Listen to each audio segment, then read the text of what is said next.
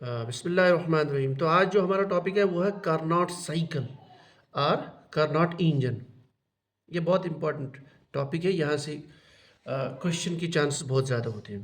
तो Carnot engine basically जो engine हम नॉर्मली जो व्हीकल्स को ड्राइव करता है, बसेस कार्स को, तो basically Carnot engine it's a theoretical heat engine, ठीक, which operates in the cyclic manner. तो ये इसमें जो साइकिल होता है वो यहाँ पे आप देख सकते हो, it's a pressure volume curve.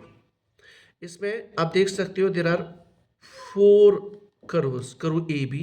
It starts from point A, then moves to B, and then point B to point C.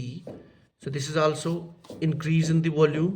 So आप कह सकते हो expansion type, and then back C to D, इधर ये वाला करूँ जिसमें वॉल्यूम कम होता है, then back to A. So it's a cyclic, ठीक। तो दिस इज बेसिकली का द कार्नोट साइकिल। अब इसको एक्सप्लेन कैसे करेंगे हम? This is our system, or engine. It takes heat Q1 from a source. Source मतलब वो चीज़ जिसका टेम्परेचर बहुत ज़्यादा है, तभी तो ये हीट ले सकता है। It takes heat Q1 from the source has temperature T1, and then it does the work, and then it gives some heat Q2 back to sink. Sink means it is that part where the temperature is low, so its temperature is T2. तो हम ये कह सकते हैं that T1 is greater than T2, then only this cycle is possible, ठीक। So this is the temperature of source and this is the temperature of sink. ये तभी heat लेगा when this source has high temperature, ठीक है।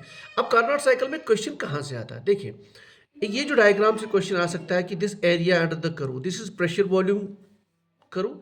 So pressure into volume के units होते हैं work के बराबर। सो ये जो आपका एरिया अंडर द कर्व है, एरिया अंडर द लूप आप कह सकते हो, that is basically the work done.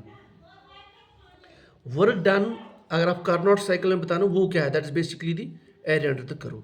अब हमें रखना है ये कर्व याद। Curve number 1 AB, that is first step where the volume increases, it's called as the expansion. So it's called as isothermal expansion. So the step number 1 is isothermal expansion. क्यों? क्योंकि यहाँ पे आप देख सकते हो वॉल्यूम इंक्रीज हो रहा है। यानी एक, इसको आप ऐसे अंडरस्टैंड कर सकते हो, एक पिस्टन है, यानी एक सिस्टम है, then this is movable piston. So the first step, it takes heat from the source and then it expands, so that's isothermal expansion, लेकिन temperature remains constant during the expansion. So this is step number 1। इनको याद रखना है steps को इसी sequence में हमें।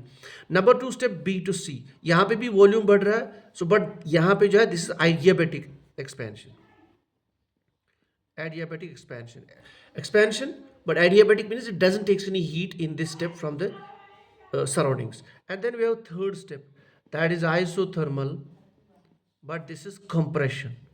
यहाँ देख सकते हो C to D, यानी यही वापस आ रहा है। Gas gets compressed isothermally। Isothermally temperature doesn't changes।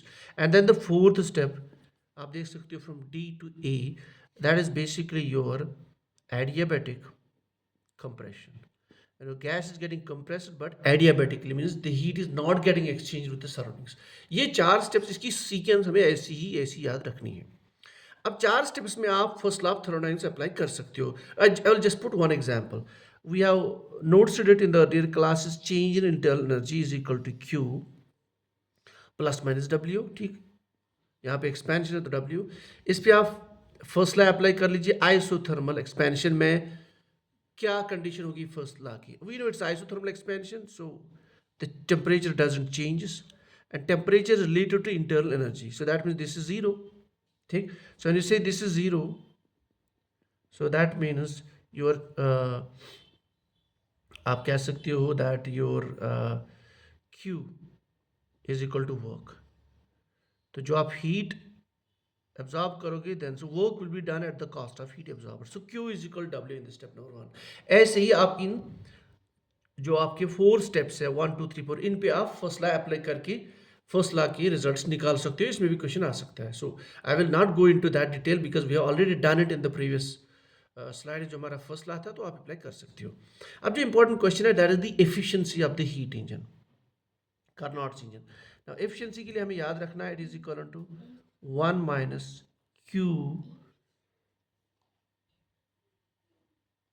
Q2 by Q1।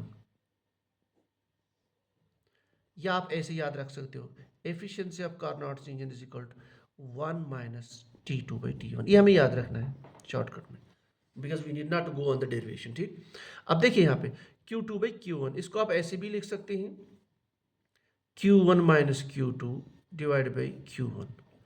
So what is Q1? Q1 is the heat absorbed from the source. Q2 is what is given to the sink. The Q minus Q2 is basically the heat that has been utilized to carry the work, pressure volume work. So that is basically the work done. Now, efficiency कितना efficient है engine? 10%, 20%, 100%. We'll go to the 100%. 100% कब possible है? जब, then you look here.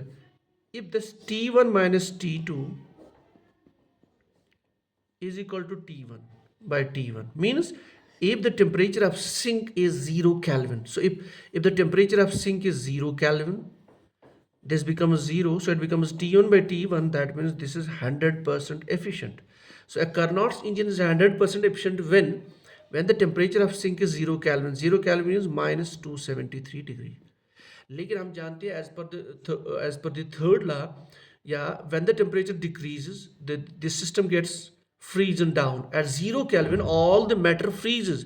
जब आपका gas यहाँ freeze हो जाएगा तो ये तो काम ही नहीं करेगा. So that means ideally it is not possible for any engine to have 100% efficiency, because in that case you need T2 to be 0, you need the temperature of sink to be 0 Kelvin, all the matter will freeze. So this is ideally not possible. So 100% efficiency is not possible for the engines. ठीक, so this is, ये तो एक possibility है जहाँ से normally आपका question आ सकता है रिगार्डिंग दी एफिशिएंसी. अब एफिशिएंसी किस पे डिपेंड करती है? एफिशिएंसी डिपेंड करती है इस फैक्टर पे, difference, the difference the temperature between the source and the sink. जितना ये डिफरेंस ज़्यादा होगा, ठीक, तो उतना एफिशिएंसी मोर होगी. But we have to remember that 100% efficiency is not possible, because for that we have to go to the 0 Kelvin temperature in the sink, which is not possible. अब एक question है कि यार जो gas हम use कर रहे हैं यहाँ पे, ये जो अपना हीट इंजन है उसमें गैस कौन सा यूज़ हो रहा है? गैस वी यूज़ इज, और the fluid which is use is we assume it to be ideal gas. कि मैंने कहा था इट्स अ थ्योरेटिकल इंजन, ठीक है. सो फ्लूइड और मटीरियल और gas use here is the ideal gas in the this Carnot's engine. अच्छा, तो हमने फाइनली हमने डिफाइन क्या किया कि हमने ये we have reached the conclusion that the efficiency depends on the temperature difference between source and sink. यहाँ पे मटेरियल का कोई जिक्र नहीं हुआ, मटेरियल का कोई कॉन्सेप्ट नहीं आया, तो we can say that the efficiency of heat engine is independent of working substance. Working substance means whatever is present here, working substance. So it is independent of temperature of working substance. ठीक है. अच्छा, तो this is all about जहाँ से question आ सकता है. और आप जहाँ तक वर्क का ताल्लुक है तो इन चार को आप थोड़ा सा वर्कआउट कर लीजिए. इन चार को यहाँ से आप जब देखेंगे तो आपको वर्क भी पता चलेगी, वर्क का एक्सप्रेशन, तो वो भी आप उसको देख सकते हैं. हियर इन दिस सीरीज, जैसे मैंने कहा कि it's a total conceptual series. I cannot explain all that, but I can give you the directions possible. लेकिन जो मैंने पढ़ा यहाँ से भी क्वेश्चंस आता है, particularly the efficiency of the heat engine. और ये जो साइकिल है, साइकिल की जो स्टेप्स है, स्टेप 1, स्टेप 2, स्टेप 3, स्टेप 4, और फिर इसमें आप फर्स्ट लॉ भी अप्लाई कर सकते हैं. So I hope this will at least help you in the Carnot region. So this is all for the day. Thank you.